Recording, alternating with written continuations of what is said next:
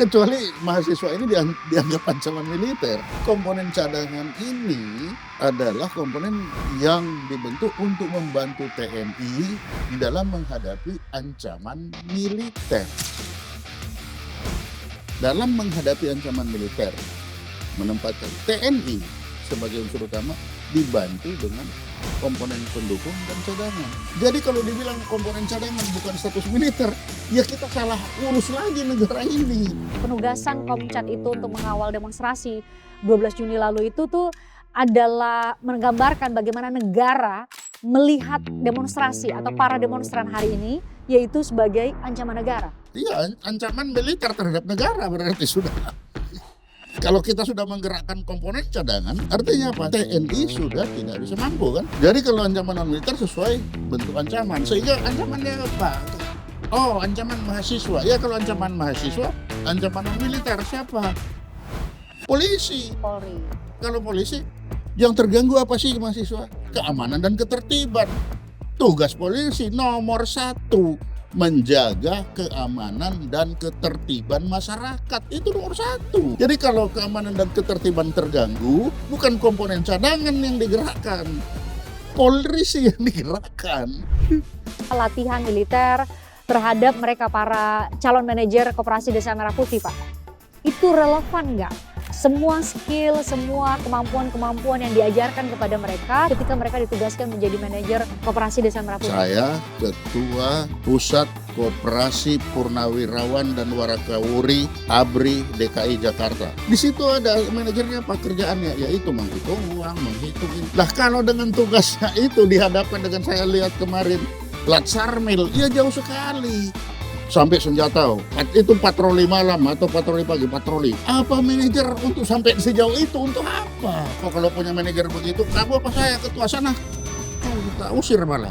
Dia pasti akan terjadi kontraproduktif. Karena ketua-ketua koperasi itu pasti tidak akan mau didikte oleh ini. Bagaimana seharusnya kita meredesain Polri dan juga TNI supaya sama-sama ini ada ruang sipil, ada ruang militer, ada ruang polisi secara proporsional dalam sebuah negara demokrasi? Gampang sekali. Apa? Ya kembalikan mereka yang sebagai makhluk angkasa. TNI Polri diatur pasal 30 ayat 5 undang-undang organisasinya. Ya sudah, kembalikan dia ke sana.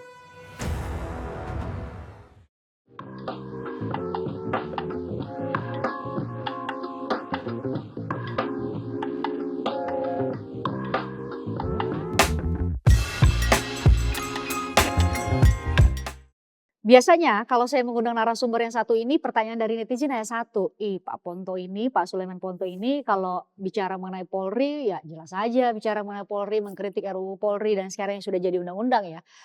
Karena beliau latar belakangnya militer.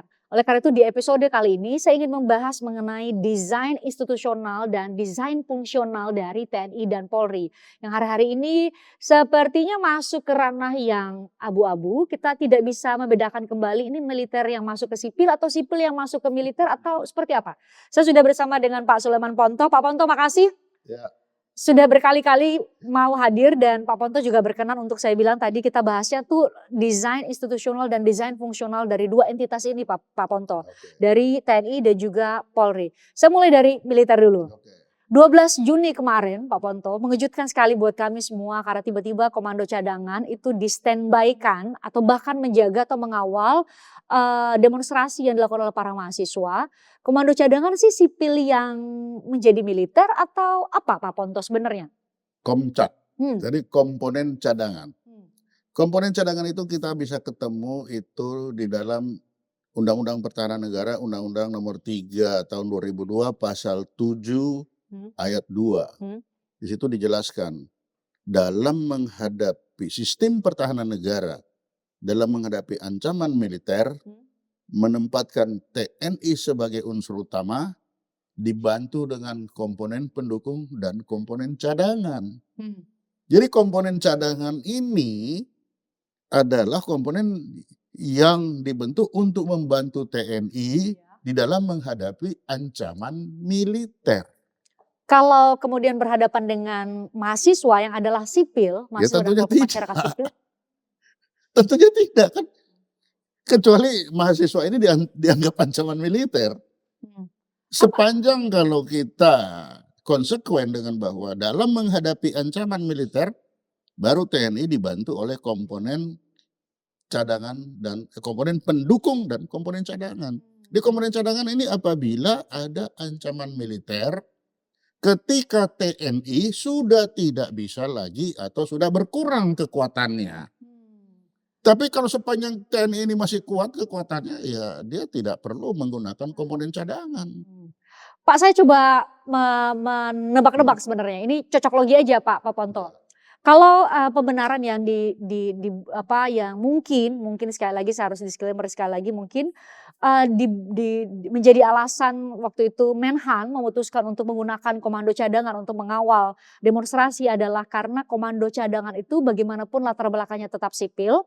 Karena kalau kita lihat dari daftar yang ditugaskan, Komcat yang ditugaskan kan mereka ASN dari sejumlah kementerian Pak Ponto.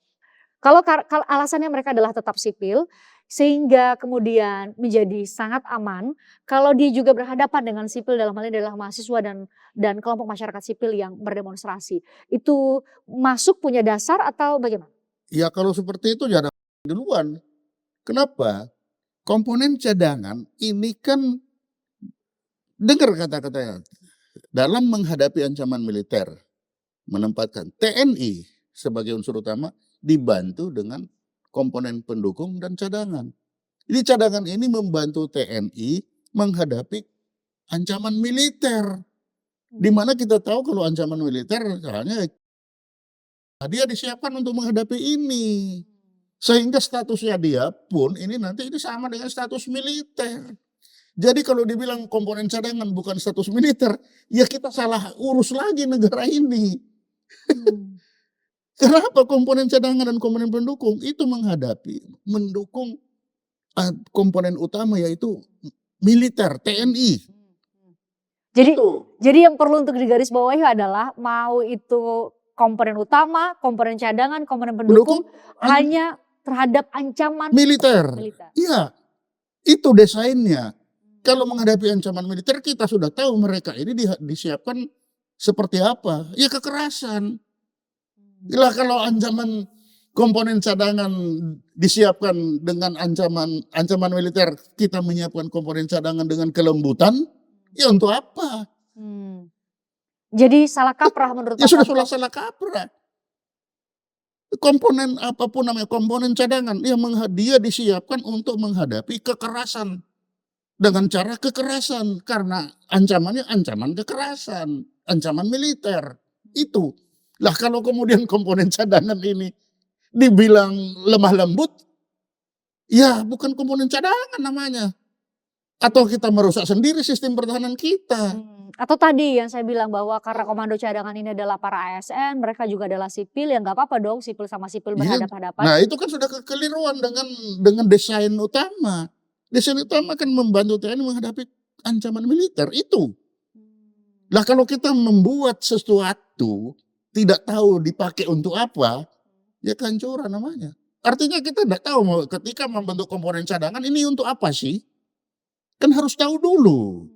Ketika membuat komponen cadangan ini adalah membantu TNI dalam menghadapi ancaman militer. Itu desainnya. Kalau sudah tidak ada desain, ya sudah. Hancur semua. Itu. Tapi Pak kalau tapi berarti kelompok masyarakat sipil melihatnya itu sebagai ancaman terhadap demokrasi Pak Ponto karena kemudian ada militerisasi yang masuk. Iya bisa saja. Kenapa? Karena mereka ini desainnya untuk menghadapi ancaman militer, menghadapi dengan cara kekerasan kan itu. Lah kalau dia dibilang tidak dengan kekerasan, ya jangan dijadikan komponen cadangan. Jadi Pak Ponto kasih polisi. Jadi Pak Ponto sepakat sama perwakilan kelompok masyarakat sipil yang bilang bahwa ini penempatan atau ya penugasan Komcat itu untuk mengawal demonstrasi 12 Juni lalu itu tuh adalah menggambarkan bagaimana negara melihat demonstrasi atau para demonstran hari ini yaitu sebagai ancaman negara. Ancaman militer terhadap negara berarti sudah. Kalau kita sudah menggerakkan komponen cadangan, artinya apa? TNI sudah tidak bisa mampu kan? Cadangan. Pak, tapi dasar dari penempatan penugasan Komcat itu adalah di Undang-Undang TNI sendiri, undang-undang yang baru. nomor 3 tahun 2016. Bukan. Komponen cadangan diatur oleh Undang-Undang Pertahanan Negara, bukan di Undang-Undang TNI. Tapi sempat Pak beredar narasi bahwa ada pasal 3 itu pasal 10 Undang-Undang Nomor 3 tahun 2016, 2026 maksud saya, Undang-Undang TNI yang baru hasil revisi yang menyatakan bahwa di pasal tersebut bahwa TNI boleh melakukan tugas pembantuan kalau itu diminta oleh institusi sipil, entitas sipil. Betul, Dalam hal ini ada. Itu dia membantu, jangan lupa lagi sekali, ketika TNI digerakkan, ancaman di depan itu adalah ancaman militer. tetap nggak bisa Pak Ya keluar tetap dari nggak situ. bisa lah. Lah kenapa? Karena itu kan sudah diatur oleh Undang-Undang Pertahanan Negara. Sistem pertahanan negara dibentuk dengan menghadapi ancaman militer dan non-militer. Pasal 7 jelas, sistem pertahanan negara dalam menghadapi ancaman militer menempatkan TNI sebagai unsur utama dibantu komponen pendukung dan komponen cadangan. Sehingga undang-undang TNI pun turunannya bawah itu dibuat di dalam menghadapi ancaman militer. Baru pasal 7 ayat 3 di dalam menghadapi ancaman non-militer menempatkan lembaga TNI. Lembaga di luar pertahanan tadi sesuai dengan bentuk ancaman. Itu. Jadi kalau ancaman non-militer sesuai bentuk ancaman. Sehingga ancamannya apa? Oh, ancaman mahasiswa. Ya kalau ancaman mahasiswa, ancaman non-militer siapa?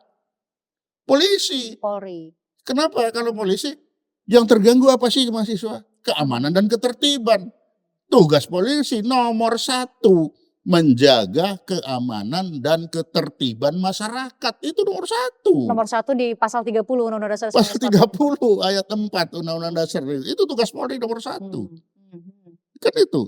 Jadi kalau keamanan dan ketertiban terganggu, bukan komponen cadangan yang digerakkan. Polisi yang digerakkan. Kan gitu. Pak, bentuk militerisasi lain yang dilihat hari-hari ini banyak sekali viral video-videonya Pak adalah soal latihan militer terhadap mereka para calon manajer Koperasi Desa Merah Putih Pak. Ya. Itu menurut Bapak yang punya latar belakang militer itu relevan nggak? Semua skill, semua kemampuan-kemampuan yang diajarkan kepada mereka terhadap mungkin yang dianggap mungkin akan punya kontribusi positif terhadap mereka ketika mereka ditugaskan menjadi manajer Koperasi Desa Merah Putih. Manajer koperasi. Saya Ketua Pusat Koperasi Purnawirawan dan Warakawuri ABRI DKI Jakarta. Punya manajer. Lah manajer saya di situ kerjanya apa? Hitung-hitung barang sudah masuk berapa, ini berapa. Hanya sampai di situ saja. Koperasi, manajer koperasi, tempat saya koperasi. Ada yang kemarin bilang, oh koperasi Bapak dan koperasi saya yang ini sudah beda. Lah bagaimana kok ada 2 koperasi? Ya mungkin ada 2 koperasi ya 1. Lah di situ ada manajernya apa kerjaannya? Ya itu menghitung uang, menghitung ini. Lah kalau dengan tugasnya itu dihadapkan dengan saya lihat kemarin, Latsarmil, ya jauh sekali. Latihan Sangat dasar jauh, militer. latihan dasar kemiliteran. Nah, kalau Latsarmil ini dipakai oleh para pelatih, itu sudah ada baterainya sendiri, kan sudah ada pakem maksudnya. Bahwa Latsarmil pakemnya 1 sampai 10 seperti ini. Apa? Pagi-pagi lari-lari, siang-siang masuk kali, malam-malam berenang di mana. Main-main senjata seperti ya itu betul-betul Latsarmil. Sampai senjata, itu patroli malam atau patroli pagi, patroli. Oh, lagi patroli begini pakai senjata, itu patroli. Misalkan seperti itu latihan. Apa manajer untuk sampai sejauh itu? Untuk apa? Kita bicara manajer. Manajer tidak perlu sejauh itu. Terus manajer lagi dibilang nanti manajer ini yang akan menentukan bagaimana kalau tekanan dari luar. Duh, di koperasi itu yang menentukan itu ketua dan pengurus. Bukan manajer. Jadi koperasi kan punya struktur kan yang ada strukturnya dan koordinasi yang unik. Nah iya jangan dianggap manajer ini kalau ketua koperasi yang dibikin begini oke lah masih masuk akal itu. Tapi kalau manajer sangat tidak masuk akal. Karena manajer itu adalah bagian atau kalau aku bilang lehernya itu adalah dari organisasi itu. Nah kalau kita menekankan dia kamu harus begini, nanti berkelahi sama kepala ketua koperasinya. Lah kalau ketua koperasinya nanti masih ortodok, lah lawan ini datang dengan harus begini Pak, yang ketua kamu apa saya? Ini malah akibatnya, ini malah membuat koperasi itu tidak kondusif. Karena dia membawa nilai-nilai baru yang tidak kompatibel dengan koperasi-koperasi yang dibentuk nanti. Kan yang membentuk koperasi apa? Sekelompok orang. Sekelompok orang ini sekelompok orang yang seperti apa? Jadi sangat tidak kompatibel. Relevan atau relevan dengan ada skill-skill atau basic kemampuan basic yang ya, karena kemampuan dasar seorang manajer itu adalah hitung-menghitung. Manajerial. Hanya sampai di situ. Tidak perlu sampai mengharap dia nanti bisa mempengaruhi masyarakat, katanya bisa supaya koperasi didisiplin. Oh, aku kalau punya manajer begitu, kamu apa saya ketua sana, usir malah. Yang menentukan itu ketua loh, bukan manajer loh. Jangan dibalik. Atau jangan kita mendesain sesuatu yang justru merusak koperasi itu sendiri. Lah kalau sekarang kan kita mengajar ada barang baru yang merasa dihebat-hebatkan, masuk kepada satu entitas yang ada kepalanya. Dia ini pasti kan akan jualan begini-begini. Lah yang ini, loh yang ketua itu kamu apa saya? Yang menentukan merah hijau kuning koperasi ini saya, ketua. Bukan kamu manajer, diam kamu. Itu masalah. Justru gitu. Pak, menurut Pak Ponto ini akan kontraproduktif dengan Koperasi Desa Merah Putih saat ini karena pucuk pimpinan sebenarnya, karena dia punya unik ya, tidak seperti perusahaan ya, Hang. Dia pasti akan terjadi kontraproduktif. Karena ketua-ketua koperasi itu pasti tidak akan mau didikte oleh ini. Kamu apa saya? Kan saya ketua, saya tahu. Saya masa mau saya didikte sama manajer saya. Nggak ada cerita. Mau rugi urusan saya. Ketua dan pengurus yang bertanggung jawab. Bukan manajer. Bukan manajer. Jadi kita salah urus itu kalau kita menyiapkan manajer dengan harapan manajer dapat memperbaiki koperasi. Salah besar. Nggak bisa manajer bisa ngatur koperasi. Sehebat-hebatnya manajer tidak bisa mengalahkan seorang ketua koperasi. Tidak bisa. Sehebat apapun ini. Kalau dia tidak sesuai dengan kemauan ketua, minggir kamu. Saya bertanggung jawab di sini, bukan kamu. Itu. Kalau kita mau membentuk koperasi yang benar. Tapi kita tidak tahu lagi kalau kita membentuk ini PT baru, yang ini ketuanya, yang nggak ngerti lagi. Tapi kalau kita membentuk koperasi yang benar, tidak ada gunanya. Sudut pandang Pak Ponto ini sudut pandang yang baru karena Pak Ponto punya latar belakang pengetahuan juga soal koperasi. Ketua koperasi mana? Koperasi saya sudah 40 tahun hidup. Gimana coba? Jadi tahu bagaimana struktur dan koordinasi. Pasang surutnya koperasi kan kita tahu. Kita pelajari di mana pasang, di mana surut, di mana lemahnya. Bagaimana harapan kita begitu ada, koperasi Merah Putih. Berarti koperasi saya bisa hidup.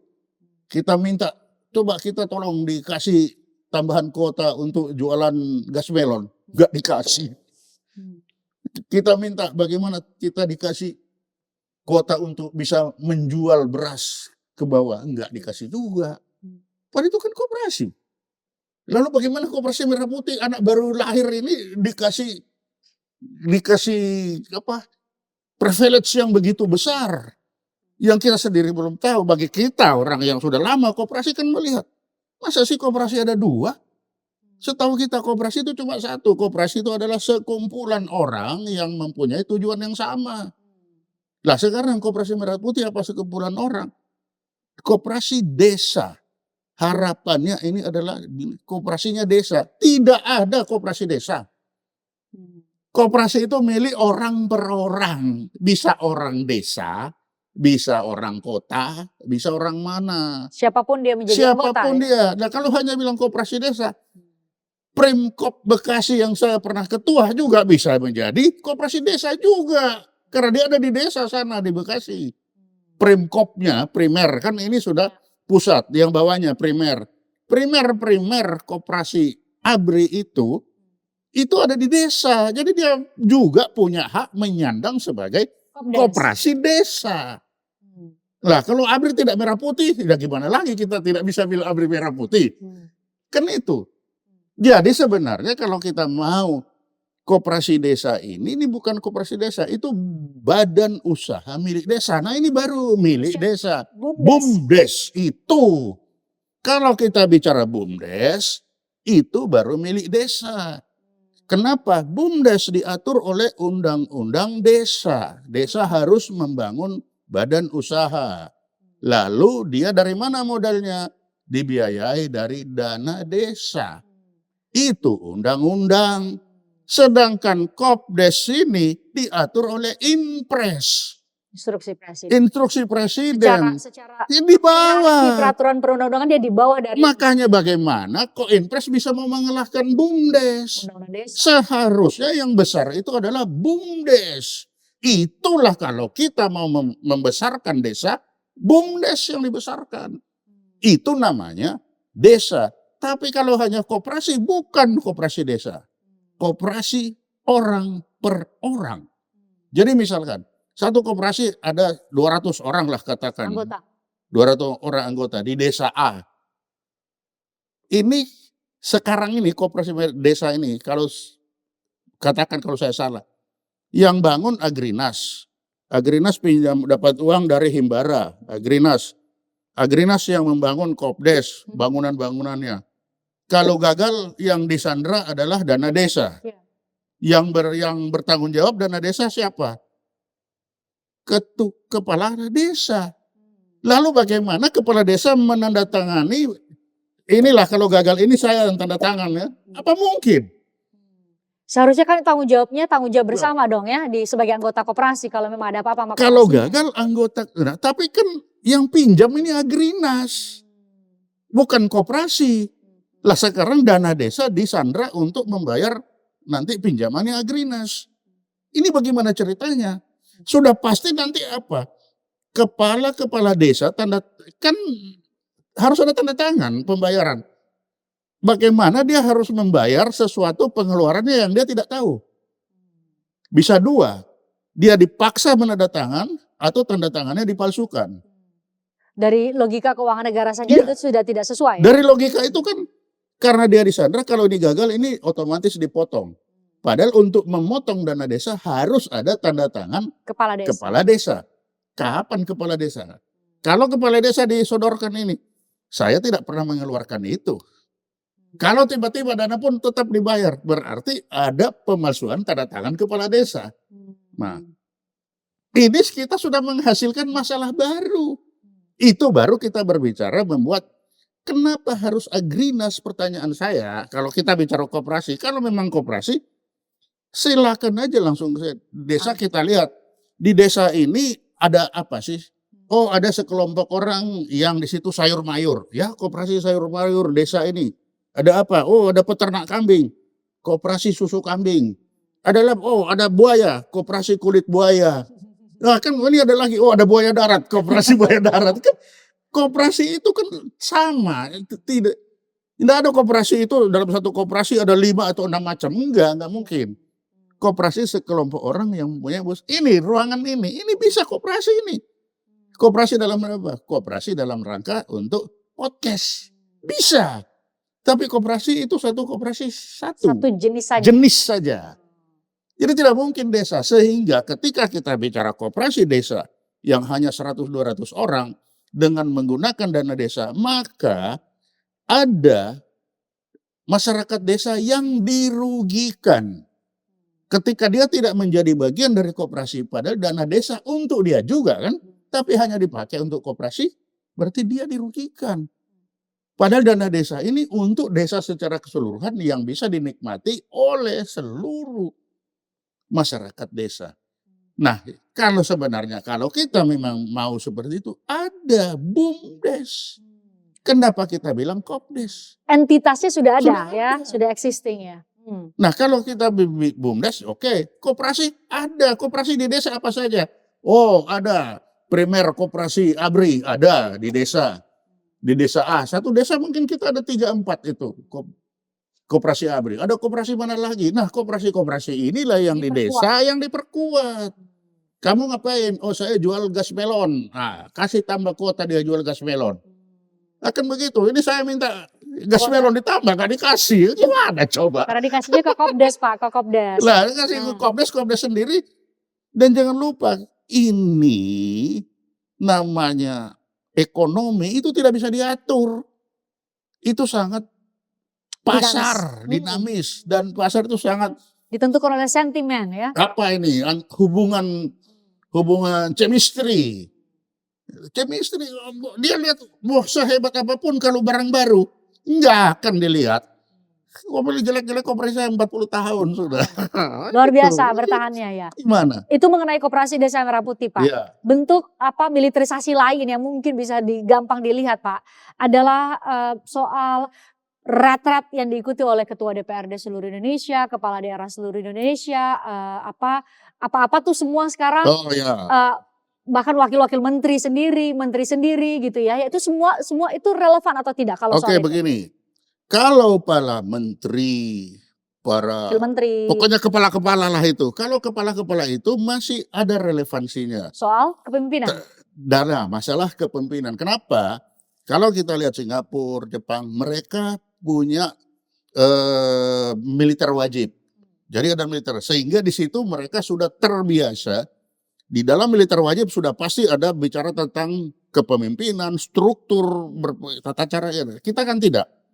Nah, karena kita tidak ada, bisa saja itu merupakan ganti dari militer wajib. Bukan untuk membuat orang itu menjadi militer. Tetapi memperlihatkan kepada dia, pada mereka ini, bagaimana berhubungan bekerja bersama. Ada hierarki, ada itu bagian saya, itu bagian kamu. Ada yang mana lagi? Mana pakai surat, maka pakai lisan. Surat itu ada surat dinas, ada surat resmi, ada surat rahasia, tidak rahasia. Nah, itu diajarkan di situ. Kalau itu masih masuk, apapun namanya. Tapi janganlah sarmil lah, nanti kan Sekarang sudah diubah sekarang kan sebenarnya. banyak. Sudah diubah, Pak, istilahnya. Ada outbound, ada. Kalau retreat, kalau bagi saya retreat lebih- yang terpikir itu kegiatan keagamaan yang selalu menggunakan kata retreat. Tapi kalau umumnya yang saya ketemukan di bank biasanya ketika mereka rekrutmen pegawai baru, Outbound. yang dibikin outbound. Untuk ini Nah, teamwork ya. Untuk teamwork, Leadership. untuk disiplin, kamu datang jam sekian, memperlihatkan hierarki segala macam itu outbound. Nah, kalau para kepala-kepala itu kan apa? Kepala. Kepala. Karena dia nanti akan mewarnai ke bawah.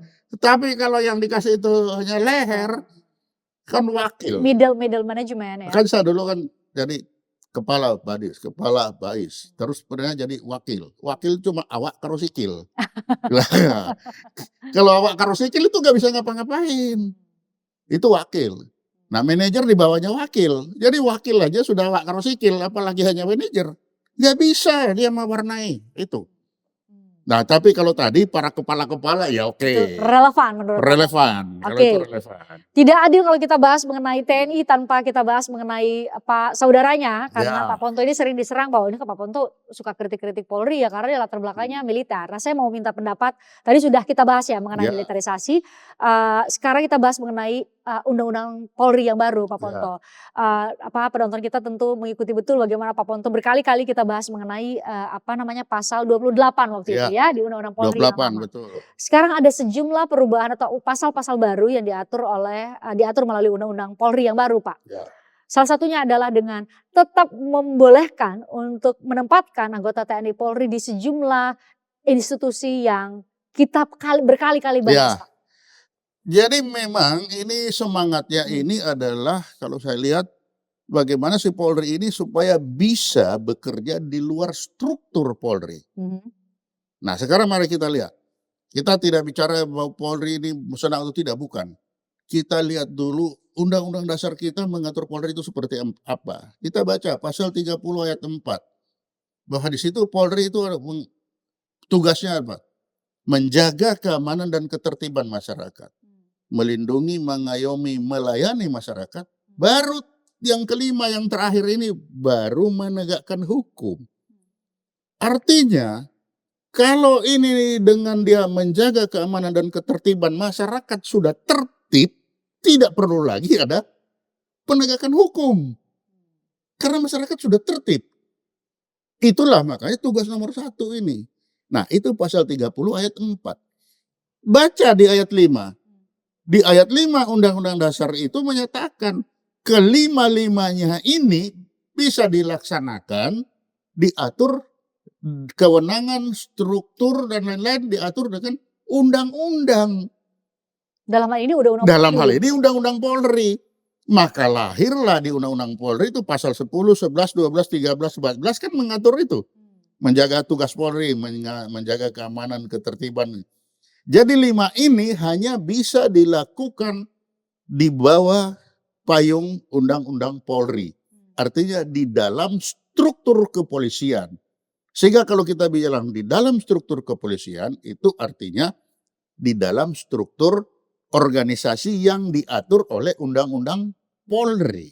Oke. Nah, Karena judulnya saja adalah Undang-Undang Polri, Iya. tidak mungkin bisa mengatur kementerian. Ya, tidak bisa kan? Pan RB ya. Tidak bisa. Nah, dia mengatur apa? Mengatur 5 ini. Nah, di pasal 21A dengan jelas menyatakan apabila 5 ini ada di luar struktur Polri, Polri boleh ke sana. Nah, ini kan tabrakan. Satu sisi bahwa tugas Polri adalah 5 ini, kemudian dinyatakan kalau ada di luar kamu silahkan ke sana. Nah, itu padahal Undang-Undang Dasar bilang yang 5 ini hanya bisa dilaksanakan di dalam struktur Polri atau di bawah Undang-Undang Polri. Nah, kalau 5 ini ada di luar Polri luar itu dari institusi berarti Polri. ada di luar Undang-Undang Polri. Ya tidak mungkin, tidak boleh. Karena 5 ini hanya boleh ada di dalam Undang-Undang Polri. Itu kata ayat 5 dari pasal 30 Undang-Undang Dasar. Nah, itu diteruskan dengan jelas. Menjaga di luar maka dia boleh ke sana. Ya nggak boleh. Kalau ini ada ke sana, ini yang salah.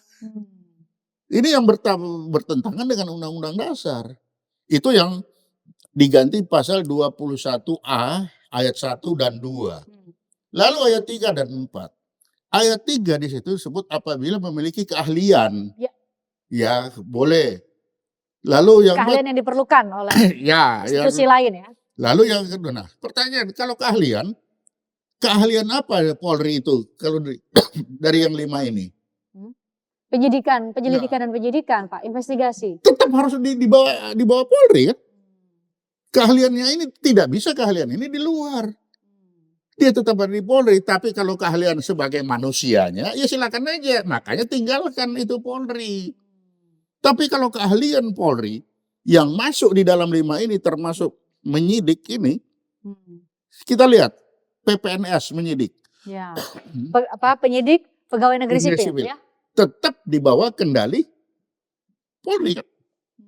Bukan Polri masuk ke PPNS. PPNS yang ke Polri. Di Bali. Nah itu. Nah yang pasal 3 ayat 4. Penugasan presiden. Nah ini jelas-jelas bertentangan dengan 114. 114 itu kan penugasan Kapolri di luar struktur. Ini penugasan presiden di luar struktur. Sama aja mau presiden di luar struktur tetap bertentangan dengan 114. Gitu. Jadi sebenarnya ini ada sejumlah klausul menurut Pak Ponto yang kalau kita orang mengenalnya dengan pasal karet gitu ya. Itu tadi atas izin presiden, Iya, itu kan Kapolri gitu ya. seakan-akan kalau presiden perintah boleh. Nah, padahal 114 sudah melarang penugasan di luar, termasuk penugasan yang diperintahkan oleh Kapolri. Pak, dengan pembahasan kita ini Pak, dari tadi kita bahas di Undang-Undang Polri yang sekarang sudah disahkan, kemudian tadi militerisasi di ruang-ruang sipil Pak. Sepertinya kalau dibaca tuh ini ruang sipil ini tengah dirongrong oleh dua institusi yang sebenarnya bersaudaraan dulu dalam ABRI gitu ya, tapi sekarang dipisahkan yaitu Polri juga mau masuk ke ranah sipil, artinya ada posisi-posisi di sejumlah kementerian atau institusi yang coba untuk bisa atau dibolehkan untuk dimasuki atau diisi oleh mereka yang berlatar belakang polisi dan juga militer juga demikian gitu. Jadi Pak Ponto melihat bagaimana seharusnya kita meredesain ya secara institusional dan fungsional dua entitas yang sangat-sangat kita hormati dan kita perlukan, Polri dan juga TNI, supaya sama-sama ini ada ruang sipil, ada ruang militer, ada ruang polisi secara proporsional dalam sebuah negara demokrasi. Gampang sekali. Apa? Ya kembalikan mereka yang sebagai makhluk angkasa kan. Kan selesai. Kan yang TNI Polri diatur pasal 30 ayat 5 undang-undang organisasinya. Ya sudah, kembalikan dia ke sana. Lembaga departemen terkait Kembali ke barak. ditulis di Undang-Undang 17 pasal 17 kalau tidak salah Undang-Undang Dasar, bahwa kementerian itu diatur oleh undang-undang. Jadi kembalikan aja kepada desain-desain itu. Polri kembalikan ke 5 sesuai desain, TNI kembalikan apa tugasnya, menegakkan kedaulatan, menjaga keutuhan wilayah, melindungi segenap bangsa, dikembalikan ke sana. Sehingga apa? Dari mana kita sudah? TNI kembali ke Undang-Undang TNI, Polri kembali ke Undang-Undang Polri, atau Polri kembali ke dan TNI kembali ke pasal 30 ayat 4 dan ayat 5, lalu lembaga kementerian ini kembali ke pasal 17 kalau tidak salah Undang-Undang Dasar itu. Jadi turunannya adalah Undang-Undang ASN. Nah, turunannya Undang-Undang ASN. Itu akan tertib. ASN ini tidak akan merasa ini dia dipengaruhi oleh TNI dan Polri. Ini berebutan posisi soalnya. Makhluk angkasa dua ini berebut di sini. Karena menjadi pertanyaan Pak Ponto sekarang, setidak-tidaknya bagi para ASN ini mereka mengikuti jenjang karir nih Pak Ponto. Ya, terus tiba-tiba di level eselon berapa gitu ya, kemudian diisi oleh antara polisi atau anggota TNI. Ya memang itu satu ketidakadilan kalau bagi saya. Karena kita sudah ditempatkan, ketika saya masuk Akademi Angkatan Laut, ya saya harus betul-betul saya menghabiskan waktu di TNI. Ini juga sebenarnya polisi ketika dia masuk Akademi militer, kepolisian, ya sudah, kamu sudah ke situ. Lalu Akademi, jangan lupa ada Akademi Imigrasi, ada Akademi Bea Cukai, pemasyarakatan, pemasyarakatan, ada Akademi, bagaimana Akademi Pemasyarakatan tiba-tiba polisi masuk pemasyarakatan. Lalu bagaimana orang-orang ini yang sudah berkarir dari awal? Saya paling tidak Akademi Pemasyarakatan jadi kepala penjara lah. Betul. Atau jadi apa? Jadi itu kan atau Dirjen Pas gitu. Jadi Dirjen Pas. Ini kan Dirjen Pasnya sering diisi sama polisi ya. Sehingga kalau dibilang karena polisi banyak, tentara banyak, itu bukan alasan. Angkatan saya hanya 26 orang. Yang menjadi jenderal? Bukan, jumlahnya satu angkatan. Saya satu angkatan 78 ya. Darat, laut, udara, polisi hanya 270. Itu udah 3 trimatra plus 4, polisi. Iya, per polisi trimatra per 4. Polisi. Saya angkatan laut itu cuma 28 orang lulus itu. Baru angkatan udara 31 atau berapa. Kenapa? Untuk menjaga supaya kita tetap ada di dalam struktur. Jangan sampai kemudian keluar. Nah, itulah sebabnya kalau begitu kita tanda tangan itu masuk kan ada tanda tangan ikatan dinas 10 tahun. Setelah ikatan dinas 10 tahun kan ada waktu. Bisa dilanjutkan, bisa tidak. Ya kalau kebanyakan ya keluar. Pengendalian kan dari situ, dari 10 tahun itu. Jangan sampai kemudian jadi batas. Nah, jangan sekarang itu kita didik sebanyak-banyaknya, lalu di atas diperlambat. Sudah didik sebanyak-banyaknya, di atas diperlambat lagi pensiunnya. Iya, habis di tengah penuh. Itu kan di Undang-Undang Polri kan ditambah batas usia. Nah, Polri batas usia ditambah sama dengan militer. Kalau Polri semuanya ditambah, kalau militer hanya patinya yang ditambah. Jadi atas tambah lama dibawa dipercepat, dia ke samping, dia penuh.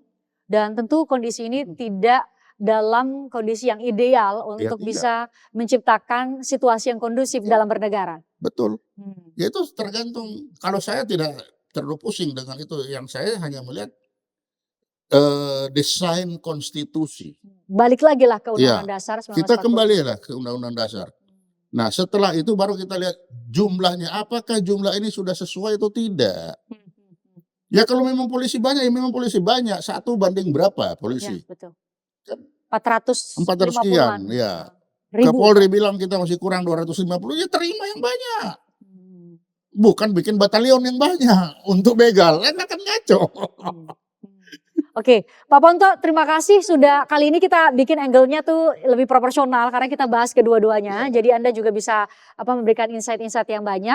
Termasuk tadi soal koperasi Desa Merah Putih yang hari-hari ini Pak lagi viral banget itu. Jadi luar biasa Pak Ponto juga ternyata punya latar belakang mengenai koperasi ya. 40 tahun bertahan koperasinya ya. Iya, koperasi udah 40 tahun loh itu. Wow, luar biasa. Pusat Koperasi Purnawirawan dan Warakawuri ABRI DKI Jakarta. Oh, Keren, 40 tahun ya itu 40 bertahan Pak. tahun. Di saat koperasi-koperasi lain mungkin hanya berdiri 1-2 tahun Masih bubar. hidup. Nah, Coba. karena anggotanya mungkin nggak konsisten Pak. Tiba-tiba Itu. bubar sendiri. Pak thank you ya Pak sudah Ya. berkenan untuk kami undang. Sehat selalu ya. Thank you Pak Ponto. Makasih. Silakan.